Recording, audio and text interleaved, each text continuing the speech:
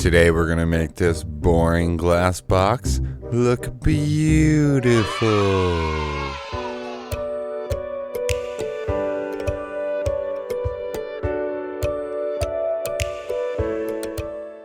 Hello there again, welcome back to Bob Moss Nano Tanks. Today we're going to be setting up a relatively basic Neocaridina tank. No carpeting plants, no rooted plants. We're just going to be going with some rhizome feeders, some Anubias, Java fern. Yeah, you will see as we go. This one, I'm really excited about this. This is my new rack. This is the first tank on the new rack. Super excited. So let's just get into it. Let's show you what we're working with. And you can follow along at home if you want, although you may need to pause the video. Anyway, okay, let's go.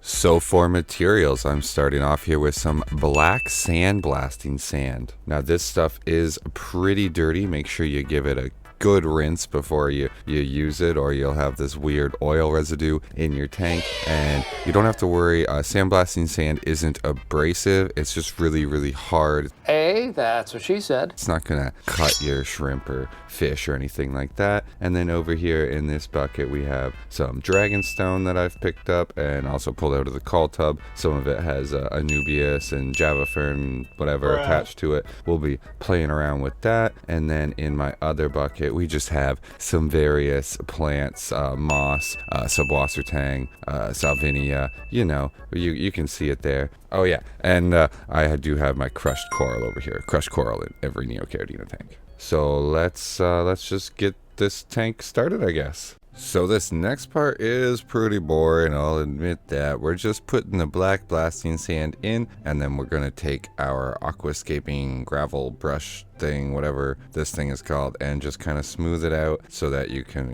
kind of even it out, do any grading that you want to do so that we can see the overall depth in this tank. I don't want it too deep, like I said, not doing any carpeting plants or anything like that, so we're just gonna have nice shallow sand, nothing too crazy here, so that we can have maximum water volume. And yeah, basically you're just layering it enough so that the dragonstone, the hardscape, isn't sitting directly on the glass, to reduce any pressure points and potential cracking. Speaking of hardscape, so now I just pull out the dragonstone and start popping it in. I already it's good if you pre-plan this. Before I put the sand in, I did put the rocks in to kind of see where I wanted them, get a general idea. This one, it's a little weird shape, so it needs a bit more support, a bit more substrate underneath it. Not a big deal. You just add that in, tuck it in so that the rock isn't pushing on the glass or leaning or anything like that. And then this next rock is one I pulled out of the call tub, which is why it has plants on it. But to really figure out where these things should go, you should put your sponge filter in at this point as well. I pulled the sponge filter out of my existing 10-gallon tanks. I think this one came from the green jade tank. So the key, I just got to keep it wet and that bacteria will stay alive, and it'll help my cycle help my cycle go faster. Wow. Yeah, that's what I wanted to say. And then I have these other couple rocks. Don't be afraid to play around, take a step back, look at your scape, kind of see what you're dealing with, and change things up. I originally wanted this one in the front, but once I had the sponge filter in there, I realized I didn't have enough space in the front, so I put it in this back corner. Not too big of a deal, and I do have to put a little bit more substrate down in some spats here and just kind of get the scape the way we want it. And now we're putting in Anubias, I believe this is. Yeah, this is just Anubias. I also have some Java fern. Good thing here, you can use super glue to glue it to rocks. You can use fishing line to tie it to rocks. Because the dragonstone just has these little pits and grooves in it, what you can do, and what I'm doing here, as you can see, is just sticking the rhizome into the hole, and then the roots will actually go down and grip, and it should be enough. If any of them come loose, I'll reposition them, I'll move them back into place when we're filling it up with water. But for now, this works. This is a tried and true method. No glue necessary. It helps your scape just stay a little bit cleaner. You can see there's one here I'm having some trouble with.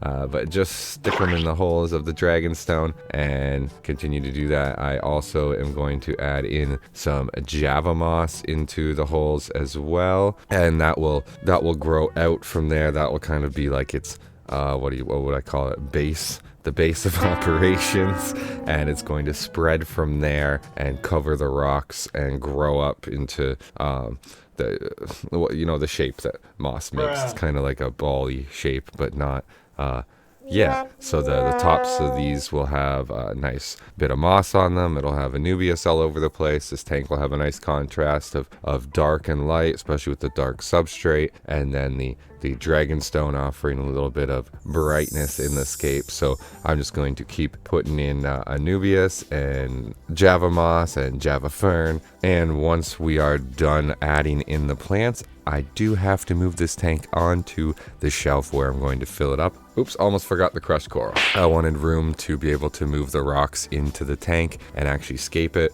without like bashing my arm off the shelf. So I don't actually have it on the rack right now. So we'll just move it onto the rack, get this filled up with water, I guess. Oh no, there's a couple other steps we have to do. So yeah, I guess that wasn't exactly the truth. We are going to start getting the water in just using an airline. A lot of people, they like to put like a bag down or a lid of some kind to soften the blow of the water hitting the substrate to not mess up their scape. I'm just gonna put it in on the sponge filter here. Pretty simple. It does keep my sponge filter wet, helps keep the bacteria alive, and it also does the same thing, helps to like baffle that flow so that it doesn't disturb the substrate and mess up our scape. And we're just gonna let that fill. While this fills up, I am just gonna clean up the scape a little bit, tuck in some of this dirt, make sure my rocks are nice and secure so nothing falls over as the water's filling, and we'll be back in a little bit once the tank is full.